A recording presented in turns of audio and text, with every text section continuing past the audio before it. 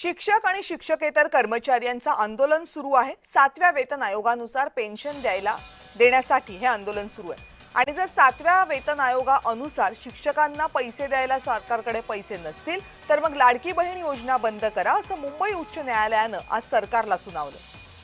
अतिरिक्त आयुक्तांना या संदर्भात स्पष्टीकरण देण्यासाठी प्रतिज्ञापत्र सादर करण्याचे निर्देश कोर्टाने दिले। या प्रकरणी ठाकरे गटाचे नेते अंबादास दानवे यांची प्रतिक्रिया बघूयात।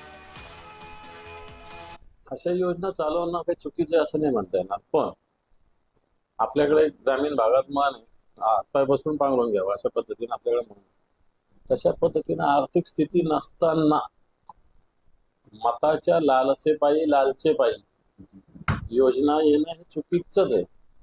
आता ही योजना सुरू होऊन 1.5 वर्ष झालं तरी याला बजेटरी प्रोव्हिजन नाहीये। शिक्षकासारख्या जो घटक आहे याचं पेन्शन याच्या दृष्टीने जीवनातली महत्वाचा घटक असतो, तो थांबवणं चुकीचं आहे। तेव्हा राज्य सरकारवर जी मान्यता असेल कोर्टाची किंवा महापालिकेवर मान्य असेल, दोन्ही असं सरकार काय आणि पालिका काय वेगळं असायचं काही कारण नाही, हे योग्यच आहे।